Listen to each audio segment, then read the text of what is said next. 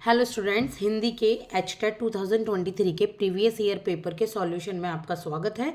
अभी मैंने आपको सीडीपी का 2023 का पेपर सॉल्व कर दिया था, जिसमें मैंने आपको दो पार्ट में 30 क्वेश्चंस कराए थे। आज मैं हिंदी का 31 से 45 यानी कि 2023 का हिंदी का पेपर कंप्लीट कराने वाली हूँ।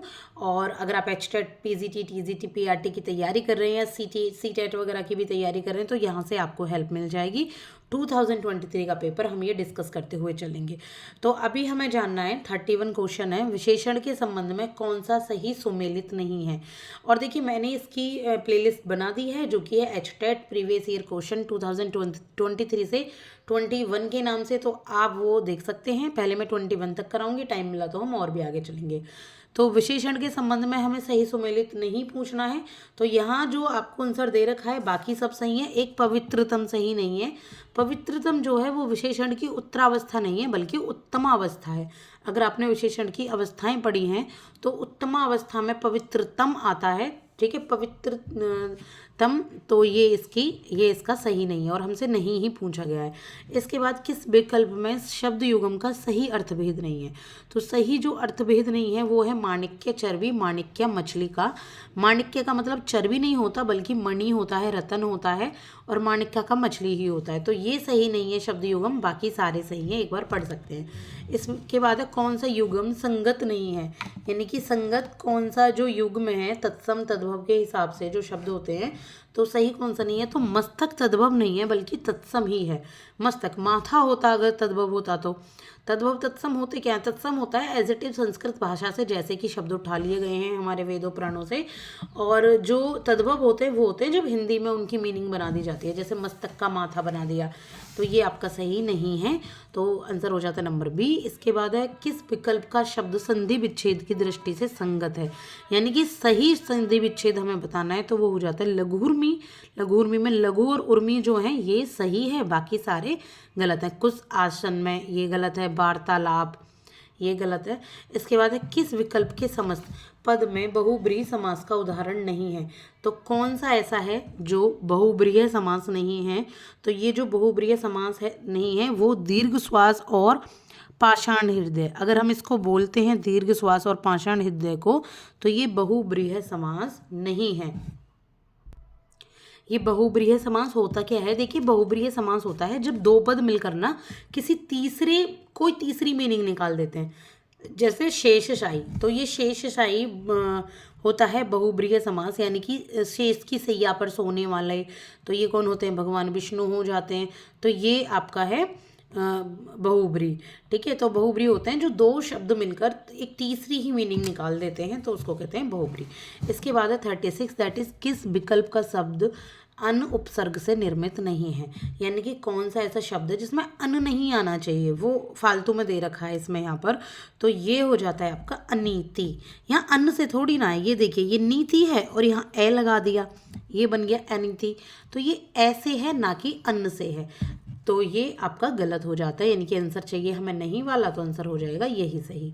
इसके बाद है इनमें से कौन सा जो विकल्प का शब्द है विदेश प्रत्ययों से निर्मित है। प्रत्यय आपके यहाँ पर जो विदेश हैं तो वो हो जाता है आपका रिश्वतखोर और रोजगार। आपको लग नहीं रहा खोर गार, ये जो रिश्वतखोर और रोजगार है ये विदेशी शब्द निकल कर आए हैं, जैसे कहते हैं ना अफगानी, मुस्लिम शब्द, तो ये वही शब्द हैं विदेशज। तो ये आपका आंसर हो जाता है। इसके बाद है पर्यायवाची शब्दों के संबंध में कौन सा विकल्प अनुचित है। पर्यायवाची पर्यायवाची शब्द देखने हैं हमें, और हमें कौन सा बताना है, अनुचित बताना है। तो यहाँ हो जाता है गरुण। गरुण का खगनाथ, वृषभी और भद्रा, ये वृषभी और भद्रा नहीं होता गरुण का, तो ये गलत हो जाता है, बाकी सबके यहाँ सही हैं।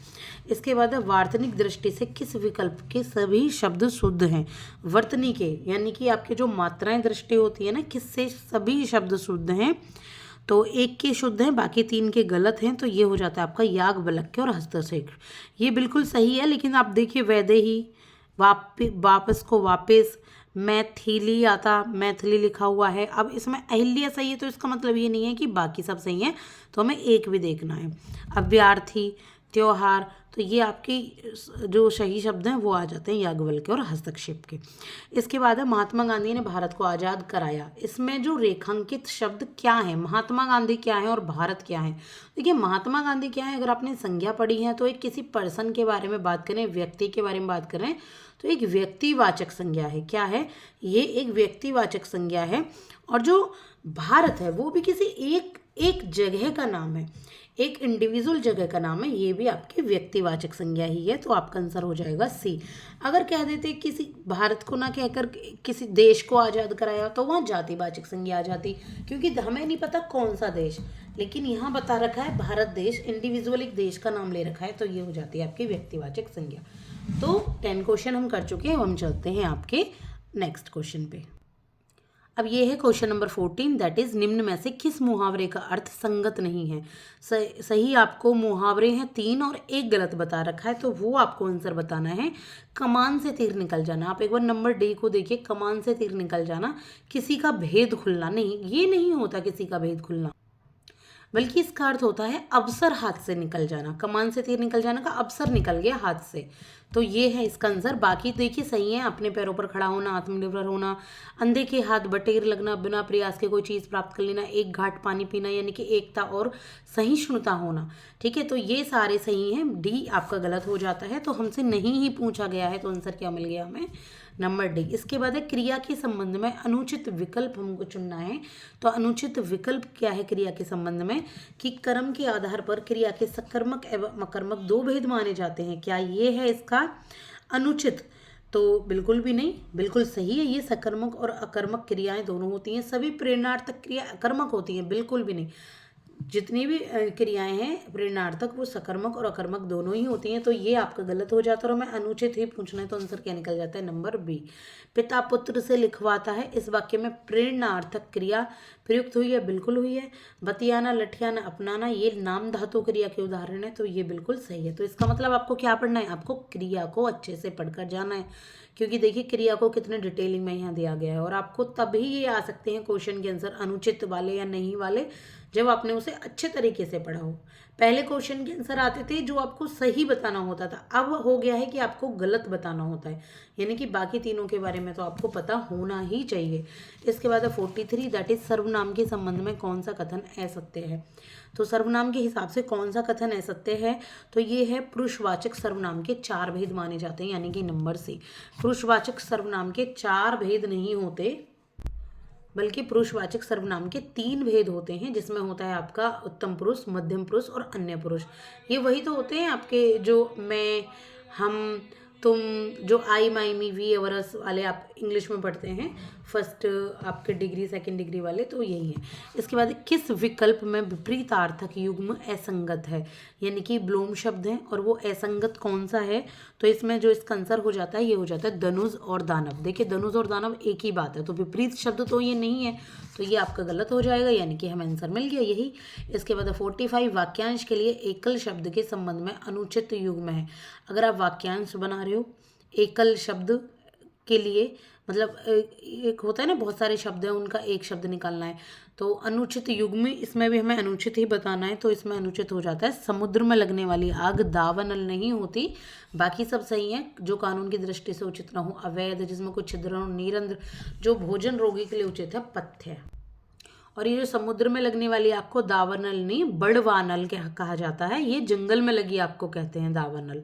ठीक है, दावानल जैसे एक तरीके से याद कीजिए, दूब में आग लग गई, दूब में, तो इस तरीके से आप याद कर सकते हैं। दूब कहाँ होती है, जंगल में, और समुद्र में लगने वाली आग को बड़वानल कहते हैं, जैसे बाढ़ होती है समुद्र में तो बड़वानल, तो आप इस तरीके से इनको लर्न कर सकते हैं।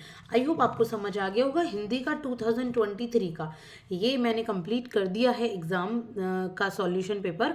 अब आप क्या करेंगे, इनको पढ़िए अपने अकॉर्डिंग, आप जो आपको नहीं आ रहे तो आप एक बार उनके ना कॉन्सेप्ट क्लियर कर लीजिए। अभी थोड़ा समय है एग्ज़ाम में, आप रोज़ थोड़ा थोड़ा भी पढ़ेंगे तो भी क्लियर कर लेंगे। इसके बाद मैं आपको इंग्लिश का ही एक ही वीडियो में, एक ही क्लास में मैं कंप्लीट करा दूंगी इसी तरीके से पेपर 2023 का, और जल्दी से कंप्लीट करके हम चलेंगे 2022 पर। तो आई होप आपको समझ आ गया होगा। अगर समझ आया है तो प्लीज़ वीडियो को लाइक एंड सब्सक्राइब जरूर कीजिएगा। Thank you so much.